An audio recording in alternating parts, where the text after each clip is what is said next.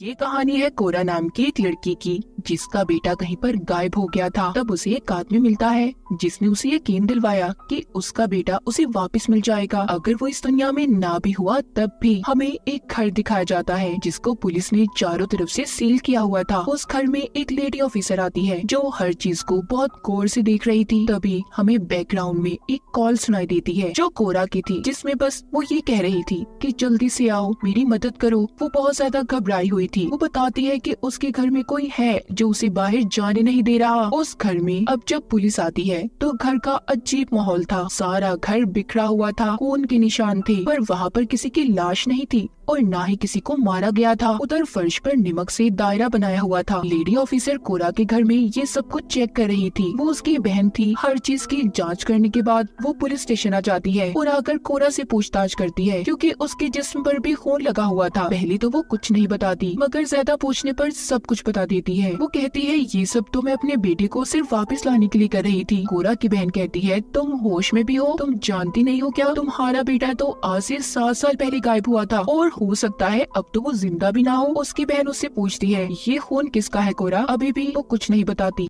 आखिर कोरा के साथ हुआ क्या था? हमें उसके माजी की कहानी दिखाई जाती है, उस वक्त की जब उसका बेटा गायब हुआ था। कोरा एक गैर जिम्मेदार माँ थी, हर वक्त नशा किया करती थी। वो एक लड़के के साथ रहती जो उसका दोस्त था, उसके साथ वो हर वक्त नशा किया करती थी। उनके माली हालात भी कुछ अच्छे ना थे, तो इसलिए पैसों के लिए भी हर गलत काम करने के लिए वो लोग तैयार थे। एक दिन कोरा के घर पर पुलिस आती है। कोरा और उसका दोस्त दोनों घबरा गए थे। उन्हें ऐसा लग रहा था कि पुलिस इन्हें पकड़ने आई है, मगर वो कोरा से पूछते हैं क्या आप जानती हैं कि आपका बेटा कहाँ पर है? कोरा कहती है अपने कमरे में होगा, मगर देखने पर पता चलता है वो वहाँ पर नहीं था। अब कोरा के बेटे को ढूंढने के लिए एक टीम तैयार होती है। एक टीम को जंगलों की तरफ भेजा जाता है, जबकि दूसरी उसे यहाँ वहाँ ढूंढ रही थी। मगर उसके बाद कोरा का बेटा कहीं पर भी न मिल सका। उसका सिर्फ एक जूता मिला था। इस हादसे को कुछ साल बीत गए थे। कोरा अब एक ग्रुप का हिस्सा थी। उसमें सभी ऐसे लोग थे जिन्होंने अपने बच्चों को खो दिया था। कोरा उन सबको अपनी कहानी सुना रही होती है। कहती है मेरे बेटे के गायब होने के बाद मैंने नशा छोड़ दिया, लेकिन इससे मेरा बेटा अब कभी वापस नहीं आएगा। वो अपनी मॉम के घर रहने लगी। वहाँ पर उसने अपने बेटे के लिए एक कमरा भी रखा हुआ था, क्योंकि कहीं ना कहीं उसे ऐसा लगता था कि उसका बेटा जरूर वापस आएगा। कोरा की बहन जो पुलिस ऑफिसर बन चुकी थी, वो भी कोरा से बात करने की कोशिश करती थी, मगर कोरा हर वक्त गुस्से में होती और अपनी बहन से सही से बात भी नहीं किया करती थी। कोरा की इतनी जिंदगी के बारे में तो पता चल गया। अब सीन दोबारा से पुलिस स्टेशन पर शिफ्ट होता है। वहाँ पर उसकी बहन पूछती है कि कोरा ये खून किसका है? बताओ मुझे, तभी मैं तुम्हारी मदद कर सकती हूँ। यहाँ पर कोरा एबल नाम की आदमी के बारे में बताती है। वो बताती है एबल हमारे ग्रुप का हिस्सा था। एक दिन वो मुझसे कैफे में मिलने आया और हम दोस्त बन गए। एबल ने अपनी बेटी को खो दिया था, जो तालाब में डूबने की वजह से मर गई। उसकी लाश पुलिस को कुछ दिन बाद मिली। मुझे लगा कि एबल मेरी हालात को समझेगा, क्योंकि उसने भी किसी को खोया था। उसने मुझे बताया कि उसने अपनी बेटी को देखा है। ये सुनकर कोरा की बहन कहती है भला मरे हुए लोगों को कोई कैसे देख सकता है? कोरा क्या तुम अभी भी नशे में हो? वो कहती है नहीं। कोरा फिर से अपनी कहानी आगे बढ़ाती है। वो बताती है एक दिन मैं घर पर अकेली थी। एबल मेरे घर पर आया। उसने मुझे बताया कि उसके पास एक तरीका है जिससे वो मेरे बेटे को वापस ला सकता है। मैं उसे देख पाऊंगी, छू सकती हूँ, क्योंकि वो खुद भी अपनी मरी हुई बेटी को वापस लाने में कामयाब हुआ था। मुझे उसकी इन बातों पर यकीन नहीं आया। मैंने उसे अपने घर से निकाल दिया। उसकी बहन पूछती है कि कोरा एबल आखिर चाहता क्या था? वो बताती है कि उसने अपनी बेटी को दोबारा जिंदा किया था। वो काली दुनिया से उसे वापस लाया था। जब कोरा की बहन उससे पूछती है वो कैसे, उसके चेहरे पर डर था। कोरा बताती है उस जगह से जहाँ पर मरने के बाद लोग जाते हैं। उसकी बहन पुलिस ऑफिसर हंसने लगती है। कहती है ऐसा कैसे हो सकता है कोरा? मुझे खुद उसकी लाश मिली थी। मैंने उसकी बेटी को अपनी आंखों से देखा है मरे हुए। कोरा कहती है नहीं, तुम नहीं जानती। अभी जाकर उसका डाटा चेक करो। एबल की बेटी अब दूसरे शहर में रहती है। उसने अपनी बेटी का नाम भी बदल दिया। उसकी बेटी इस दुनिया में ही है। मैंने ये सब कुछ अपनी आंखों से देखा था। जब मुझे यकीन हो गया तो मैं एक दिन एबल से मिलने गई। उससे मैंने पूछा कि सब तुमने कैसे किया? एबल ने मुझे बताया कि ये सब एक औरत ने उसे बताया था, रिचुअल जादू के बारे में। ये एक ऐसा जादू है जो कई दिन तक चलता है और अगर इंसान इसमें कामयाब हो जाए तो वो अपने मरे हुए बच्चों को वापस ला सकता है। बस इसको करते हुए इस पर यकीन होना चाहिए।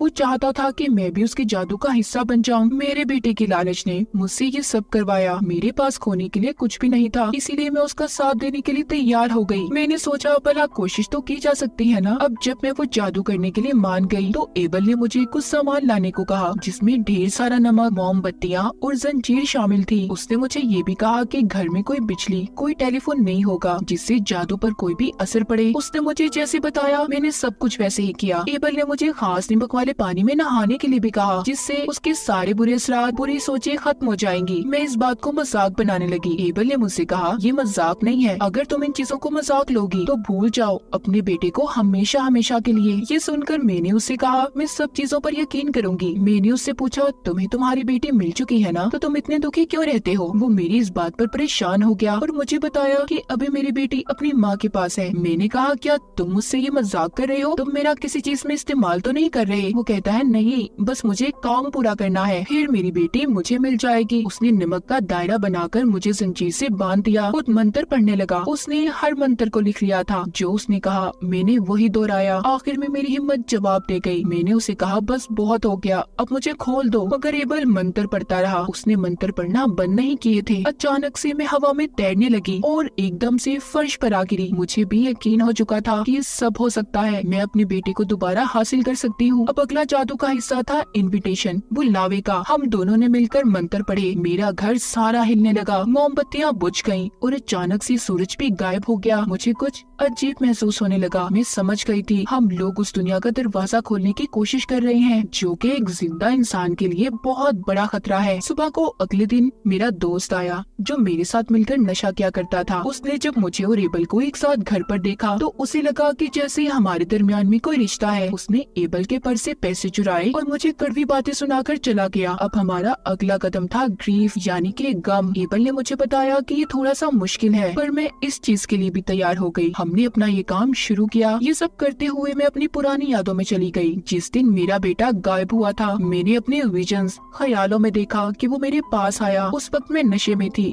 इसलिए मैं उसे कुछ भी नहीं कह पाई। मेरा बेटा गुस्से में घर से बाहर चला गया। मैंने अपने विजन्स, ख्यालों में देखा कि एक वैन वाला उसे अगवा कर ले जा रहा है। मैंने उसे बचाने की कोशिश की, मगर मेरे पीछे एक काला साया था जो मेरे गम और गुस्से की परछाई थी। वो परछाई मुझे उस जगह पर ले गई जहाँ पर किडनैपर ने मेरे बेटे को अगवा किया हुआ था। जब मैंने अपने बेटे को ऐसे हाल में देखा तो मैं चिल्लाने लगी, मगर तभी एक खौफनाक डिमन ने आकर मेरे मुंह पर हाथ रख लिया। उसने मुझसे कहा कि तुम अपने बेटे को दोबारा हासिल करना चाहती हो तो खुद पर काबू पाना होगा। सीन पुलिस स्टेशन पर शिफ्ट होता है। कोरा अपनी ये कहानी अपनी बहन ऑफिसर को बता रही थी, मगर उसका इन सब बातों पर यकीन कर पाना बहुत मुश्किल था। वो कहती है, कोरा क्या तुम अभी भी नशे में हो? वो कहती है, मैं झूठ नहीं बोल रही, मैंने उस रिचुअल के जरिए ये सब कुछ देखा। उस किडनैपर ने मेरे बेटे के साथ बहुत बुरा किया। अब तुम्हारी जिम्मेदारी है मेरे बेटे को ढूंढना। कोरा की बहन ऑफिसर तो यहाँ से चली जाती है। अब उसके पास एक लेडी ऑफिसर आई थी जो बताती है कि हाँ, कोरा सच कह रही है, एबल की बेटी जिंदा है जो अपनी माँ के साथ रहती है। ये सुनकर कोरा की बहन परेशान हो गई थी। अब यहाँ से कहानी फिर से पीछे जाती है। जिस दिन एबल के साथ कोरा के रिचुअल का आखिरी दिन था। एबल कोरा से कहता है कि आज हम सौदा करने वाले हैं, मगर उसने कोरा को ये नहीं बताया था किस चीज का सौदा। वो कोरा को बताता है कि कुछ भी हो जाए दायरे से बाहर मत निकलना, और अगर कोई भी असूल तोड़ा सब कुछ गलत हो जाएगा।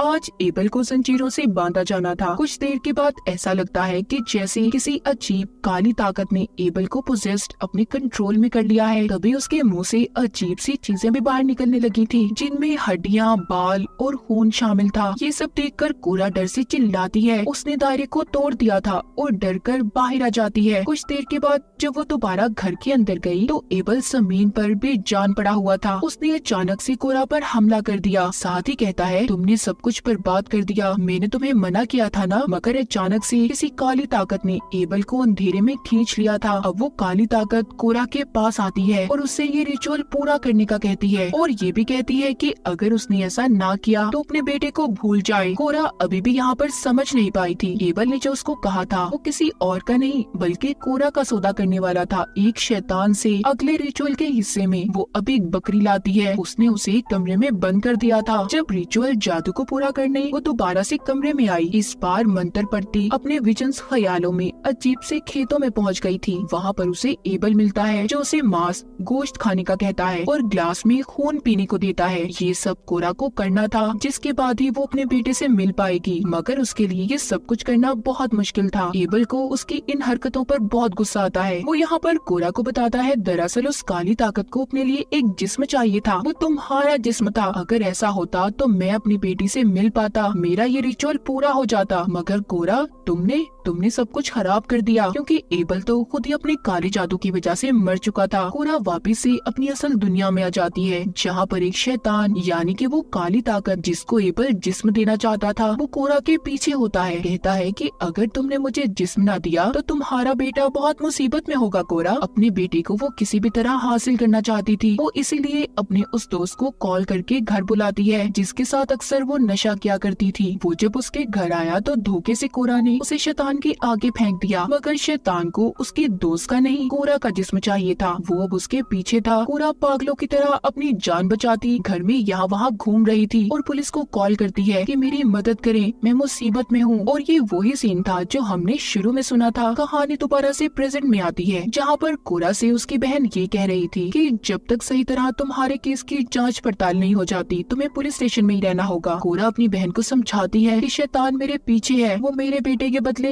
मेरी जान ले लेगा। मगर उसकी बहन को ऐसा लग रहा था कि कोरा जेल में महफूज है और वो ये सब नशे में बोल रही है। कोरा को पता चल जाता है कि उसका अब आखिरी वक्त आ चुका था। लाइट जलने बुझने लगती है, एक आवाज गूंजी थी, रिचुअल पूरा हुआ। शैतान कोरा की आत्मा को अपने साथ ले गया था। उधर कोरा की बहन एक बार फिर से उसके घर की तलाशी लेने जाती है, जहाँ पर उसे अलमारी से आवाजें आ रही थी। जब वो जाकर देखती है तो उधर कोरा का बेटा मिलता है, बिल्कुल वैसा जैसा कि 7 साल पहले वो गायब हुआ था। इसका मतलब एबल सच्चा था। उसके रिचुअल जादू से कोरा का बेटा वापस तो आ गया, मगर कोरा को अपनी जान देनी पड़ी। इस फिल्म की कहानी यहीं पर खत्म हो जाती है।